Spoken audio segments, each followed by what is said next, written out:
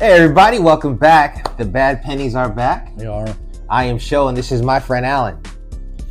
Today we're gonna ask, what's next? What's next? All right, What's next? Let's talk about it, Alan. What's next? All right, what's next? So it's the end of the year. It's the end of the year. All right, and one of the things that we know from experience to do at the end of the year is, if you haven't already, and you're not in the habit of doing so, this is a great opportunity to take some time and take some stock about how you have done with your life. Right. Where are you now? And where were you, say, at the beginning of this year? Yeah, measure. Right? Measure it in terms of results. Results. Did you get the results you wanted? Exactly. What were, and I don't mean just goals, but because goals are good, but they can also be a two-edged sword. Yeah. Did you accomplish the goals? Did you do you have things that you can show for it? Do you have receipts? Do you have exactly income increase or whatever it is? Look at the actual numbers. But don't look at I don't like the idea of measuring our results against our goals, but I like the idea of taking a look at all the results that we created. Okay, let's go. So here's what you're going to do. You're going to start with taking a look at all the things that you created over the last year. Okay. Which means accomplishments, possibly hitting some goals or not. But even if you didn't hit a goal, you may have still had results around it, right? You may have had good things that happen that move you toward it. Okay. All of those things, make a list of them. And I've often said writing things down is actually still a good thing to do. Yeah. I know we're in the digital age, and I know all of you who are so tied into your smartphones that you want to put it in notes and all that kind of stuff. Yeah. I would avoid that. And it's not because I'm old-fashioned. There is real value in actually writing stuff down. Okay.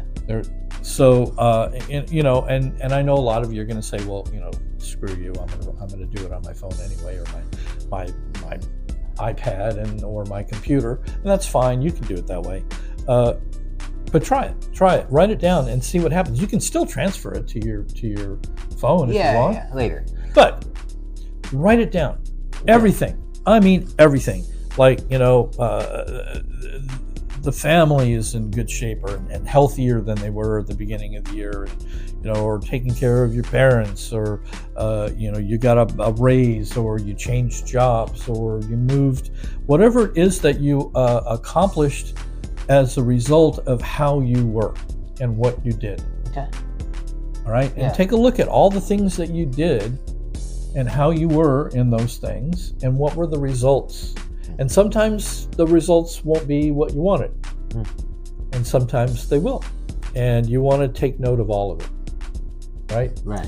And at that point, we'll go back to what we had talked about in an earlier podcast, which is the whole idea of being introspective, looking within.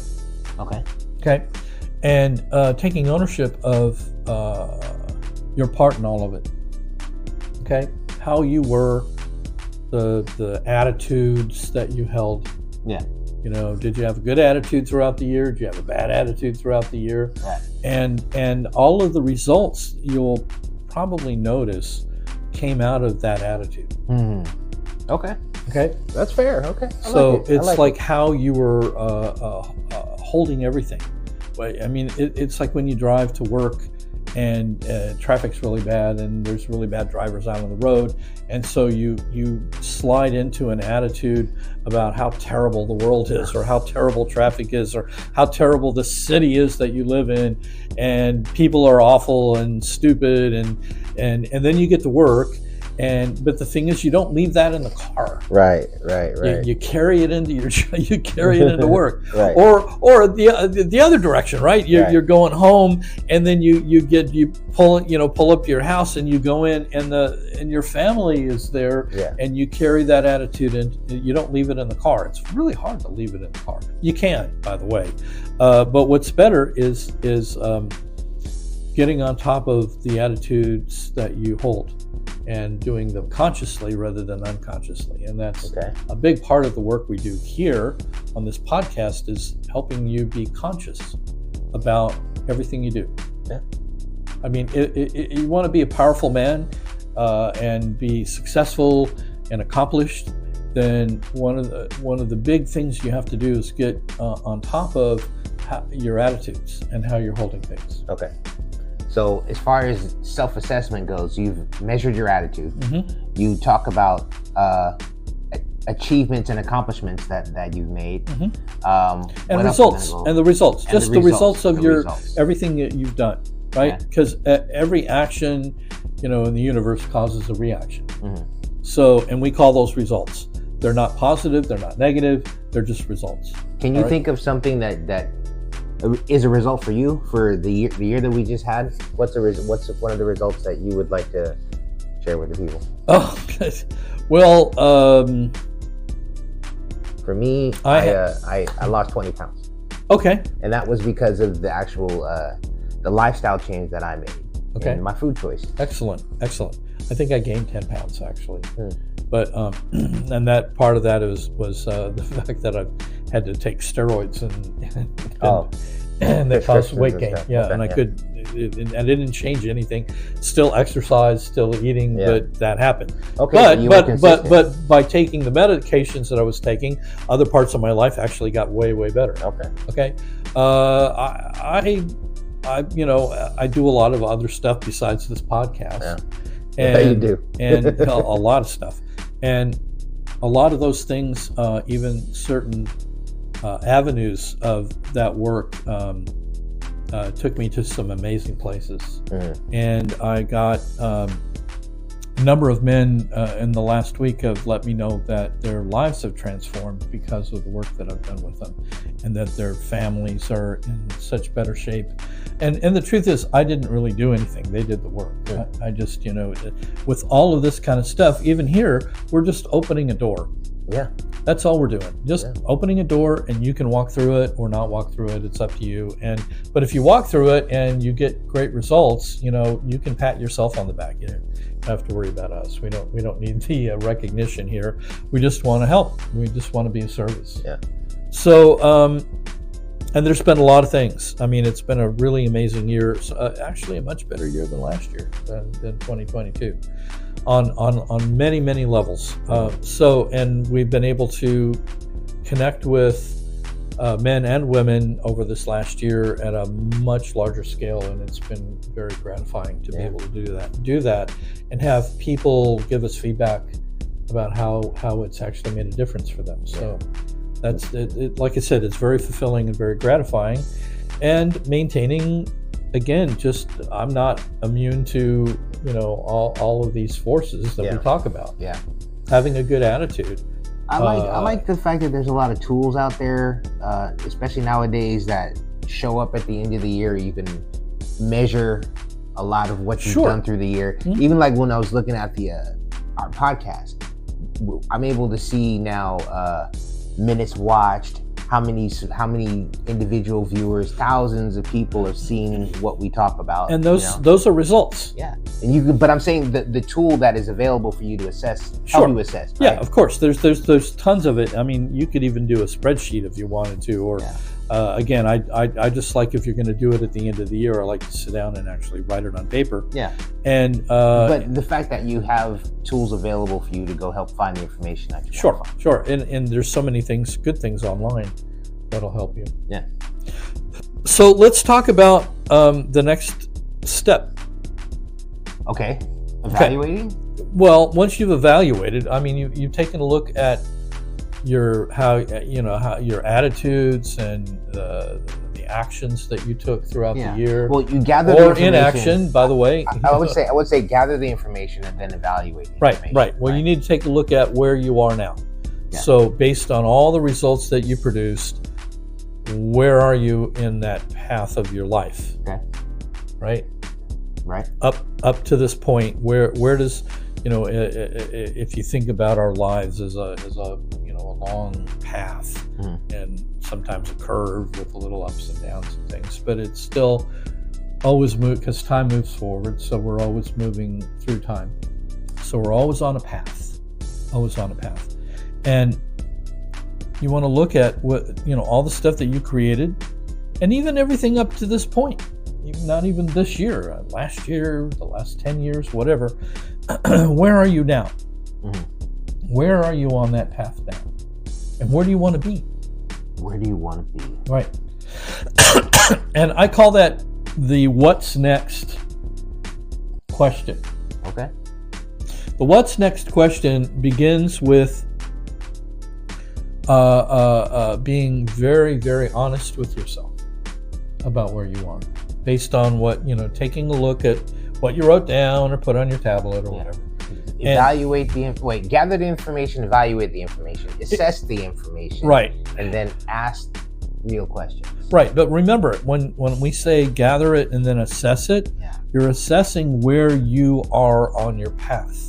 Honestly. Okay, because here's what happens: is that you're going to want to say, start judging it. I did good. I didn't do good. But an assessment it's not necessarily a judgment. A lot of times this is a... Well, it's a pitfall, and that's the reason I bring it up. Okay. It's a pitfall. Okay. And we don't want you to fall into a pitfall. Right. By getting all judgy. Judgmental. Yeah. Okay. Because you get all judgy about yourself, and we do it with others too, and also, if you didn't get the results that you wanted or were hoping that you would get, then you might go to a place of making excuses or justifications for it. Don't do that. There's no point. I mean, it's wasted energy. Yeah, that's not in the... It doesn't matter why. What matters is where you're going from now. Okay. All right, and being really honest about where you are right now on your path, based on all the results you produced, and looking at the picture. Yeah. So, because then you get to decide what's next. Okay. Where am I going to go next? Am I going to stay in the direction that I've been going? Right. Am I going to alter the direction a little bit? Mm-hmm. Am I going to change, say, the goals that are part of that direction? Mm-hmm. Do I want accomplish different things? Mm-hmm. And again, you want to start writing down. You want to start writing down the results that you want to produce this next year. How do you feel about vision boards? They're good. I've done them. Would this be a time when you would be constructing a vision board? You could, if that's something that works for you, and there's plenty of stuff online that can show you how to do vision boards. I've never done one. I have, and I've been in different programs and disciplines where that was actually required, that we had to make them. Yeah. I didn't find them as valuable as other tools that I use. Okay, so what are some of the other tools? Well, the other tool that I use that is really valuable and has done wonders for accomplishing a lot of stuff is a plan of action. A plan of action. Plan of action. All right, now you can go online again and you can, Google in plan of action, and you will see many different things to do. Okay. And they're all probably pretty good. All right. I think anytime you step into a plan of action, but before you really do that, plans of action incorporate a whole bunch of things. First place, you need to know where you're going. Okay. Before you have a plan, you got to know what it is. It's like the destination. Yeah, say I'm going to build a house. That's the end result. The end result is I have a house that's functioning with furniture and appliances and a front yard and a driveway and a working garage door and so on and so forth. Right. All right. So that's the end result. So, but right now I don't even have the property. So a plan of action will tell you not only what you have to get in that whole process, but the order. Okay. It has to be ordered. Step by step by step by because, step. If you don't have property and then the lumber shows up, you've ordered the wood, or the walls, they're ready to wall in the house, but the the electrical and plumbing haven't been put in yet, right? So again, with and I'm using this as a simple metaphor, pretty much. Although maybe some of you out there want to have a house, but but ultimately, you want to think in that terms. That what are the things that I do? What's the order of things, and what are the results that I need to have? As I work through the path to get to the end result.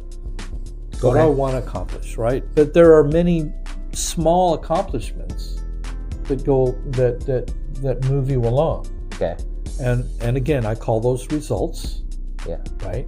And there are certain things that you have to do in order to produce those results. And if you don't do them, then you don't produce it. Or sometimes you fail at it and you produce a result that you don't want. Right. But that's not the end of the world, right? But I think at this point in the plan of action, you need to know why you're doing these things. Yes, you do. Yes, you do. And again, that is the big why of your life. Why? But I mean, like, everything you're doing, like, even if we're talking in the metaphor about you want to build a house, why do you want to build a house? Right. And what is the purpose of building What is the purpose of building this house? Yeah. And then when you go through all the steps, it's why does this step matter? Why does this step matter? Right. And that will, knowing why and knowing what the purpose is for doing all this stuff that you're doing, that on the path that you're following here, is will help you get up in the morning. It will help you get through the moments where you get pushed back, or you get knocked down, because life doesn't just open up and make it smooth sailing for everybody. Right. And I mean everybody. There's we're all in the same boat. We may be at different financial positions in the world and lifestyles and things like that, but no matter what the lifestyle is, there's always ups and downs and pushbacks and things that we have to deal with, because it's still the human experience. We don't live in a box. No. Okay. No, we don't live in a box. So this plan of action will give you an opportunity to create a timeline if that's necessary. Another part of the plan of action is what I call milestones. Milestones are the sort of pillars that show up throughout the plan of action. The things that let you know that you're on track. Okay. All right. So having purchased the property was probably a milestone. Yes. Okay. Yeah. Then or perhaps to be able to do that, you have to gain the financing. That could be a milestone. It could be, but I think it's more of a step in the process. It's a step to get the property and then finance the materials. Yes. Yeah, I get it. I get it. So, but for some people, it might actually be a milestone. Okay. Right. So, and then again, getting a contractor, getting an architect, approving the plans, and then eventually the milestone is the point where you agree to everything. In other words, you sign a contract with the contractor, you sign off on, the plans get submitted, right. Permits get pulled, all of that kind of stuff. I mean, so the next milestone is construction begins. Yeah, I can see all that. Okay. Yeah. And then the next milestone might be, the house is built, but you still have to furnish it. Okay. And then the next milestone is, the family moves in. Yeah, got it. Okay, so, but again, whatever your path is that you've chosen, and we don't need to talk a lot about it, but I would want to say that when you're at that assessment point, okay, in December, before the beginning of the year, and before you've even decided, the path, think about what's worthy of your life force, what's worthy of your energy, what's worthy of worthy. That's a big word. Who you are and what your life represents, and that you might want to consider thinking in terms of, the battles that you're going to have to fight over the next year, because we men in particular, we engage in battles, but they're more metaphorical these days than they are actual physical battles, unless you're in the military and sent off somewhere. Yeah. The battles are more internal. Okay. And sometimes a little bit external, but it's like even the whole process of building a house is kind of like a battle in a way. Okay. And plans of action are really battle plans. They're just, we don't call them battle plans anymore, but they're still plans to be able to accomplish to get to where you want to get. But right? you mentioned worthiness, though. Worthiness is a whole nother concept about knowing, that your life means something, that you matter as a human being, that you are worth the battle, that you're worth the energy, and the battles that you pick are worthy of your life and who you are as a man. Right. And that sometimes you don't take on things that are not worthy, that are I mean, ooh, wait, say that again. You don't want to take on things that are not worthy. Bam! You guys heard that? All right, because if you do, then you're wasting energy. You're wasting a lot of life force. Okay. And so the idea here, the concept, the reason we're doing this podcast is so that we're able to focus our energy, our life force, our time here on this planet, in this life, right, in these bodies, to their fullest, and that so you can live a life that's fulfilling and worthy and honorable. I mean, I know we bat these words around a lot, but they actually do mean something. Oh yeah. And they're worth. They're worth taking a look at. They're worth assessing, and how that shows up in your life or doesn't show up in your life. And this is how you move forward. This is how you set yourself up for success. Right. And know that what who you are isn't worth compromising.